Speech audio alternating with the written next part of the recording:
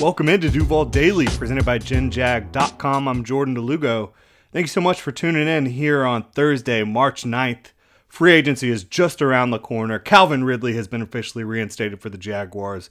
Jags also placed that franchise tag on Evan Ingram, so you've got Evan Ingram and Calvin Ridley officially going to be out there catching passes for Trevor Lawrence in 2023. It's been a big week for the Jaguars. Got some big weeks coming up for 2023.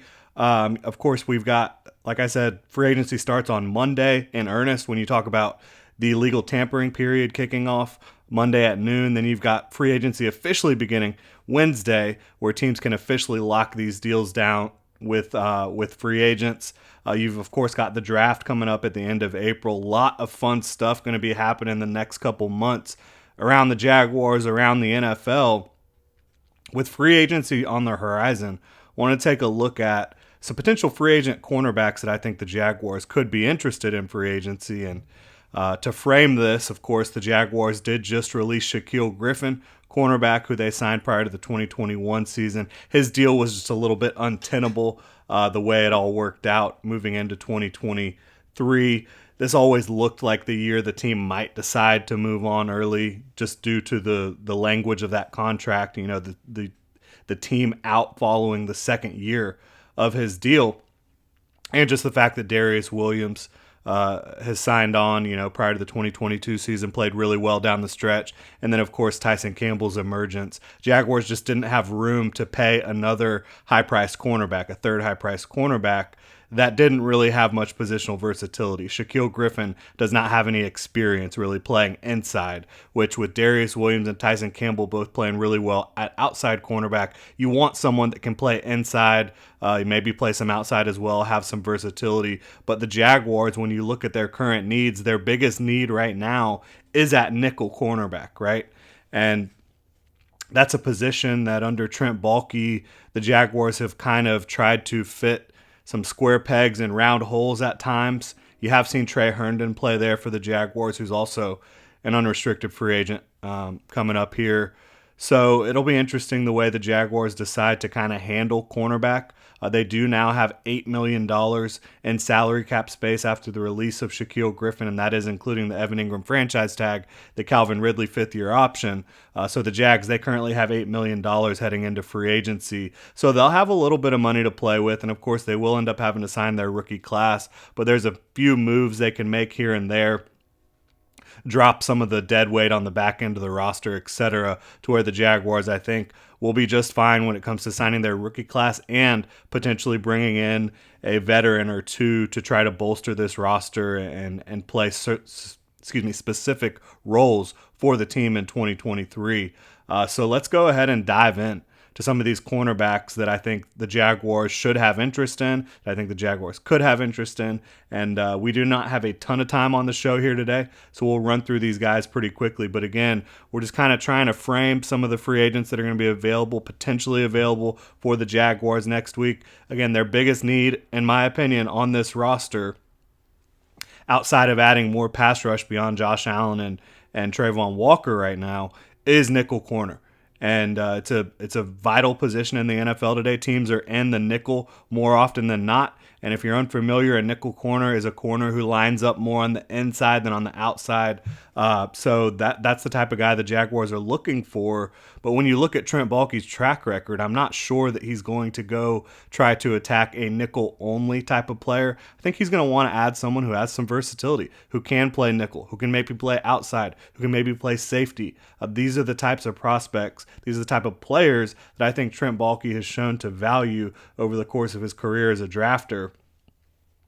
I know some folks are going to want me to talk about Chauncey Gardner-Johnson or Jamel Dean or some of these other guys. Jamel Dean only plays outside. I don't think he's a fit. I think he's going to get paid a lot of money. I know the Tampa connection's there. I don't see how that makes a lot of sense. Chauncey Gardner-Johnson, I think he's going to get paid a lot. Is he the perfect type of player for this team? Maybe. He might be but I think it's kind of a pipe dream. I think he's going to get paid too much. He's a playmaker. He's a ball hawk. He's a trash talker. He's a really fun player. But I don't believe the Jaguars are going to be trying to bust down the doors with a massive contract for Chauncey Gardner-Johnson, who's probably going to get paid really, really well after the season he just had in Philadelphia. But getting into the list of guys I really see as great fits, I have about 7 players who I think could be really good fits for the Jaguars, and then a couple more that I'll just run through at the end. Other guys that you can keep an eye on that might fit but wouldn't be quite as exciting.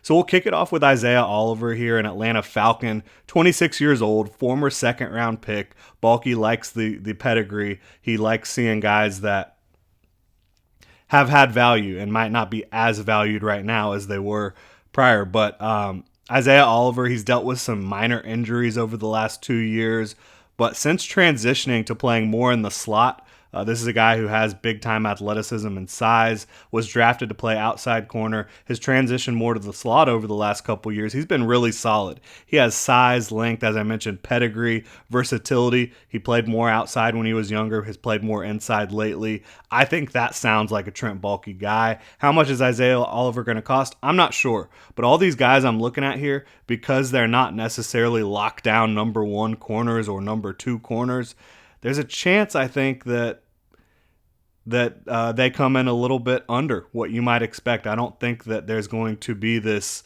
surge of massive contracts going out to these cornerbacks that we're talking about here. Now, they might get paid a little bit, but again, the Jaguars have $8 million in salary cap space. Let's say if they signed one of these guys to an $8 million deal, you'd probably be looking at a $3 or $4 million 2023 cap hit. So I think it's something, again, that they could easily afford if they do decide to go in that direction. And look, I'm not saying the Jaguars shouldn't take corners in the draft either. I think they need to do that. It's not just nickel that they need. They need depth at corner. They need talent at corner beyond Tyson Campbell and Darius Williams. And so getting guys that can play inside and outside, I think adds or kills 2 birds with 1 stone potentially. And I think the Jaguars should be active in the cornerback market in free agency and the draft. A lot of talent in free agency. Lot of talent in the draft at the cornerback position as well. Getting into our second guy, guess what? It's another former second rounder from the 2019 draft class. Byron Murphy.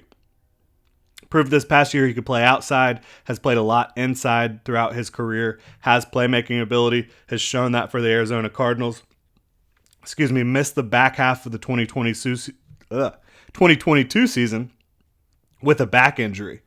But another guy who has size, athleticism, playmaking ability, pedigree, coming off a back injury, so maybe the market isn't as robust as it would have been if he was completely healthy. But Byron Murphy, definitely another name I'm keeping an eye on here. And guess what? We've got another former second rounder from the 2019 class after him. You're seeing these guys hit the market for the first time that have some talent, that maybe things haven't gone quite as crystal clear or been perfect the way they expected being former second round picks, but they have talent, and I think they're young and they have bright futures potentially if they get into the right organization. So Sean Murphy-Bunting, you've got the Tampa connection, right, with Mike Caldwell. Both of them were there. He's 26 years old, again, former second rounder from the 2019 class, coming off of his best year. Did miss some time with injuries early on, but there's ball production, there's versatility, again, has played inside and outside. There's experience in a similar system to what Mike Caldwell wants to run here. There's the pedigree and that Southwest Florida connection from Tampa. So I think Sean Murphy-Bunting makes a lot of sense if the Bucs aren't able to keep him, bring him in here, and add talent to your cornerback room and get a guy who can compete to be that starting nickel. Cameron Sutton. All right, this one's a little bit older. He's 28 years old, Pittsburgh Steeler, 3rd round pick in 2017, like a couple years older than these other guys that we've talked about. But to me, he had a heck of a season playing mostly outside for Pittsburgh in 2022. He can play man or zone, but prior to 2022 had played a lot more inside. And so it's another guy who I think can play inside or outside for you. I really do believe Baalke is gonna gravitate towards guys that have size, guys that have the ability to play man or zone, guys that have the ability to play inside or outside. That's the type of player Baalke has shown that he likes throughout his time. And look, last year they brought in Darius Williams to play nickel, and he really hadn't played nickel much at all. So you could look at potentially a guy who's played outside for most of their career that they bring in to try to play nickel. I wouldn't do that. I would want someone who has actually done this at the NFL level before to come in and play nickel. So I think all these prospects or players that we're talking about that are set to hit free agency make a lot of sense for the Jaguars. Got a couple more big names here for you, relatively big names. And then we'll run through the back end of the list, guys, that I think could make sense, but wouldn't necessarily be as exciting as these ones. Jonathan Jones, 29 years old, played outside for the Pats in 22, kind of like Cameron Sutton in terms of played more outside recently, but played mostly slot prior to 2022. He has the athleticism, the physicality, the smarts to play man or zone, and I think, again, inside-outside versatility. Really big ball production in 2022. Is he going to want to be paid to play outside? Maybe. And Cameron Sutton may be the same thing. But another guy to keep an eye on at 29 years old is Jonathan Jones.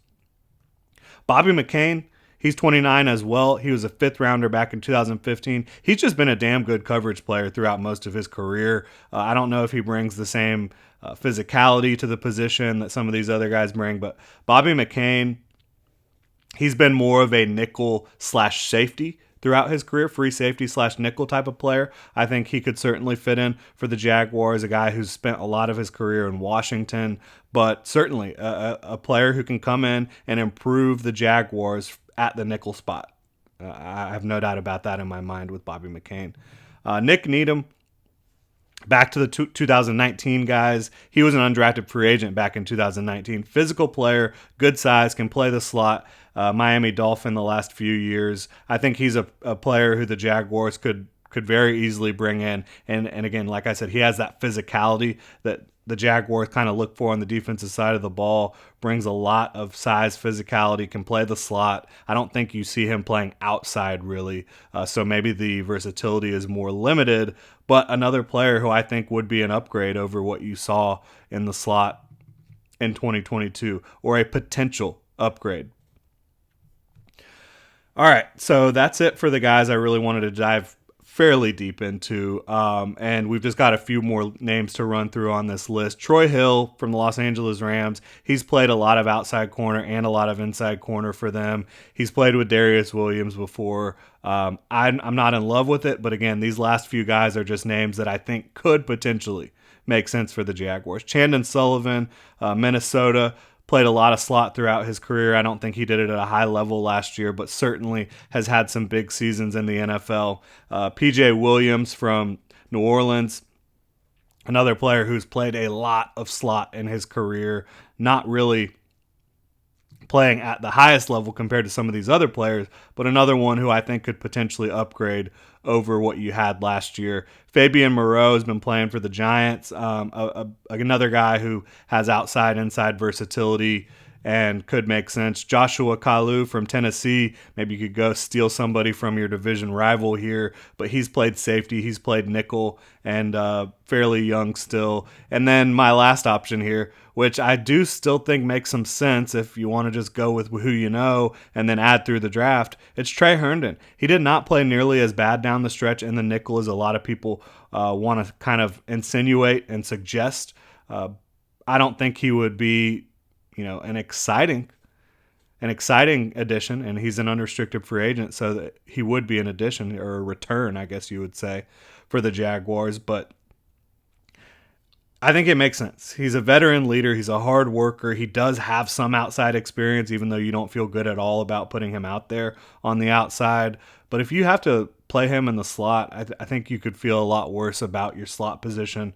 But overall, I don't think he needs to be your headline corner that you're bringing back. I think that you need to go get someone who has a little bit more talent, a little bit higher level of talent, who could potentially upgrade the position for you, and you also need to attack it in the draft as well.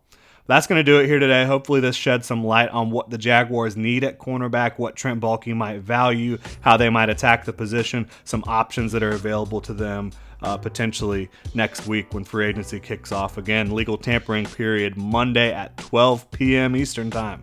Can't wait for it. Really appreciate y'all for tuning in.